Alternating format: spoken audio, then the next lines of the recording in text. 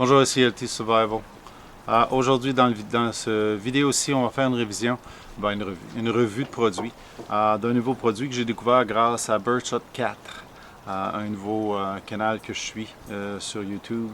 Ils ont une collection assez intense de couteaux et de couteaux pliants principalement. Et j'ai découvert la marque Genzo, ce petit couteau-là. Restez à l'écoute, on revient après la pause.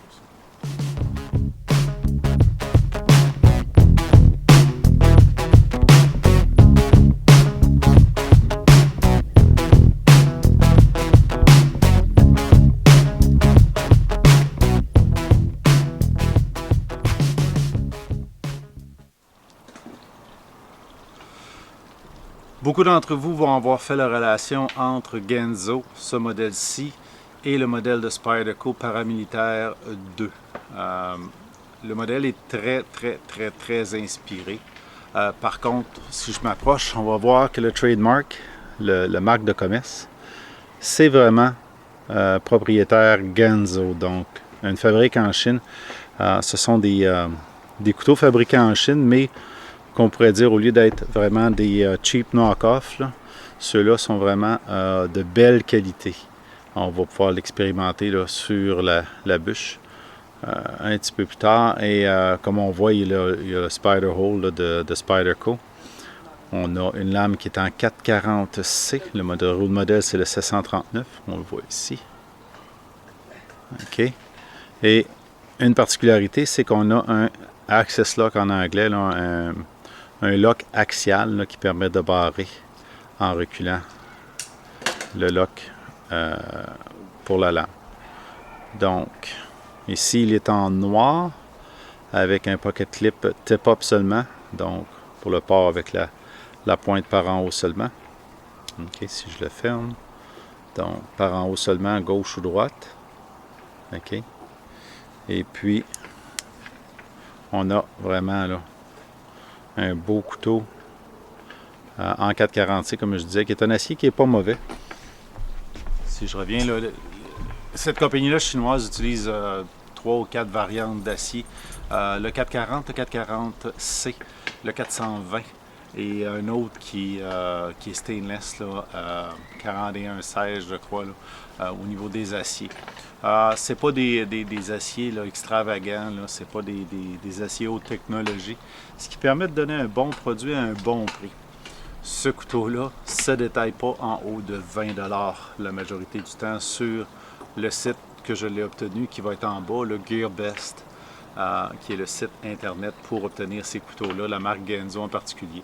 On peut les avoir du côté de Genzo, mais on les a du côté de GearBest là, souvent à des prix réduits.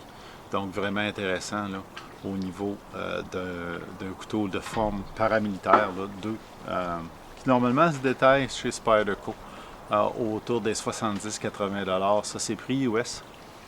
Prix canadien, on est dans les 100$ là, pour un folder, qui des fois là, c'est assez steep comme prix, mais à 20$ canadiens, celui-ci est vraiment un bon deal, là. Et puis, je vais vous faire un close-up, on va regarder les specs, la longueur du couteau, je l'ai donné en centimètres, et puis on va pouvoir passer à autre chose après ça. OK, la lame a à peu près 8 cm de long et le couteau lui-même en a 21 cm de long. C'est une belle longueur de lame. Là, on parle de 3 pouces et quart à peu près là, de lame pour le système impérial en stainless. C'est un full flat grind là, avec un bevel secondaire là, qui est à une vingtaine de degrés là, si je ne me trompe pas. Donc vraiment une lame fine, mais une lame quand même intéressante. Écoute, on revient après ça. On a changé de place, on va se déplacer à la souche ici pour pouvoir tester là, le Genzo 729, équivalent d'un paramilitaire. C'est un couteau qui est quand même pas mal tough. J'ai vu une vidéo où le gars fait même du battoning là, avec. Là. Donc, c'est pas mal impressionnant, surtout pour un folder comme celui-là. Tout ce que j'ai ramassé ici, c'est une pièce de bois que j'avais déjà. Donc, so let's start doing feather stick. See how we manage. It is nice. It is cutting a lot.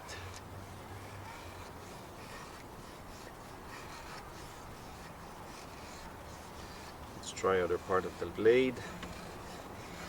Comme vous voyez là, pas beaucoup de problèmes là, pour faire du feather stick. Là.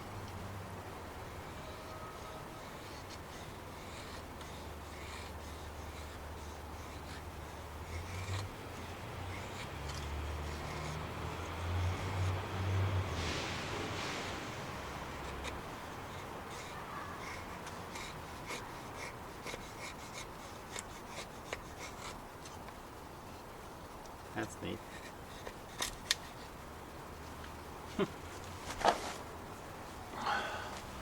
No problem at all.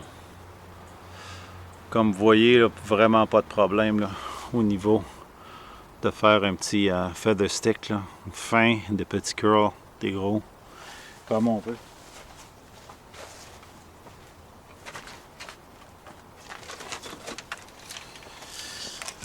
Let's see if I can split this one.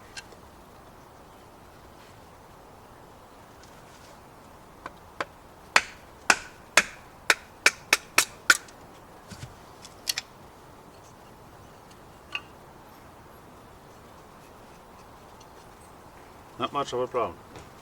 I wouldn't go large with these if you had to batten with it, but it is well built. The lugs feels secure.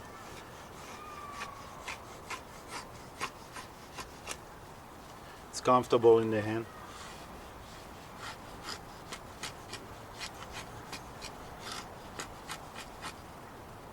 Let's see if I can choke.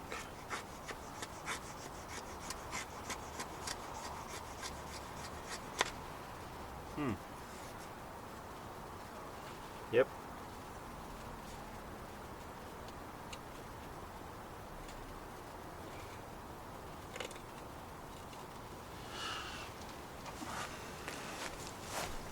If I choke, si je raccourcis ma grippe là, sur le choil, je peux faire des push cuts facilement, sans aucun problème.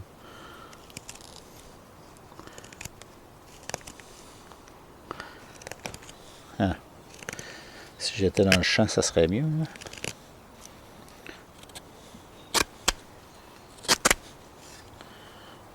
Donc, aucune difficulté.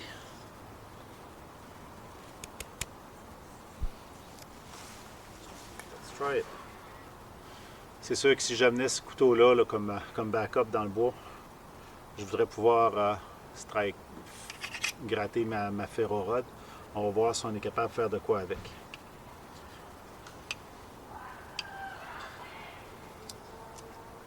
Let's use it close. Sans aucun problème. Je pensais être obligé d'utiliser l'ouverture. OK. As you see, no problem doing the ferro rod.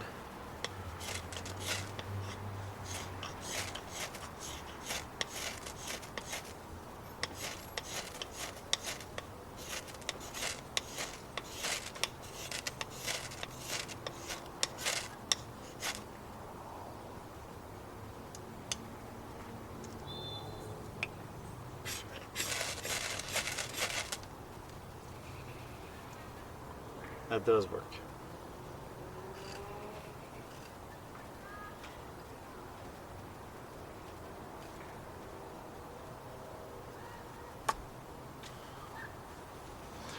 Donc, comme vous avez pu voir sur la bûche, on a quand même été capable de partir la ferrorod. Puis le 90 degree angle là, sur le dos du couteau, oui, si vous êtes proche de 90, ça marche mieux, ça marche encore mieux. Mais celui-là, il n'est pas tout à fait 90. Puis la friction, souvent, elle va être suffisante là, pour tant que vous êtes capable d'enlever un peu de matériel puis de l'allumer avec la friction, il n'y aura pas de problème. Donc, on est capable d'allumer une ferrorod. L'access lock est très sécuritaire. Essayez de le faire devant la caméra. Ah, damn it. Donc, le flip avec le pouce ou avec le middle finger pour ceux qui sont habitués à faire des Spyderco. Là, le middle finger flip, moi, pas pantoute. Ça marche pas. Donc, vraiment un bel achat pour 20 $. I mean, ce que je veux dire, c'est que moi, j'ai payé 18,95 quand je l'ai commandé. On trouve le deal régulièrement à 19, souvent à moins que ça.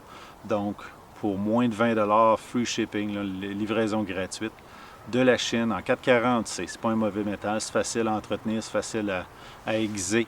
Donc, un bon achat. Mais je veux dire, j'ai du G10 là, Material, il est grippé en masse, il fait bien dans ma main. Je suis capable de choquer sur le couteau pour pouvoir bien tailler. Donc, un couteau secondaire, là, pas mal intéressant pour moi. Mon budget ne me permet pas d'aller chercher un Spyderco à 180 $ là, ou à 80 $ US, là, qui nous autres finit par nous coûter 130, 150. Là. Je pense qu'un paramilitaire sont au-dessus de 100 $, sont pas loin de 100 $ là, alors qu'ils sont 70 US. Là.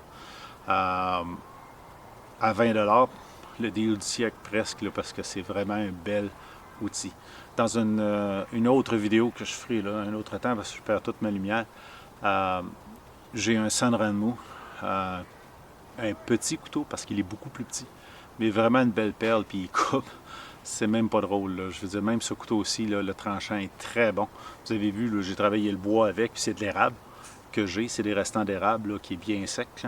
Papier, là, pas de problème. Là, presque le push-cut là, sans même trancher là, le papier. Celui-là un petit peu moins, mais le Sanrenmu, c'est vraiment un push-cut. Fait que je vais vous montrer ça dans une prochaine vidéo. J'espère que vous avez aimé cette vidéo-là, puis vous allez donner le thumbs up. Ça va être, je pense, une marque que je vais commencer à essayer quand je vais avoir un peu de budget. Là. À aller essayer d'aller chercher quelques modèles. Ils ont plusieurs modèles inspirés des RAT 1 et des autres à moins de 30 $, là, tout le couteau. Vraiment une belle gamme. On va essayer de voir ce qu'on peut faire là, au niveau de Sanrenmu, je veux dire de Ganzo, OK, et éventuellement Sanrenmu. Il y en a plusieurs là, de meilleure qualité, là, en tout cas, dans la chose. Fait que si vous avez aimé, le thumbs up, on se revoit dans la prochaine vidéo. Voilà.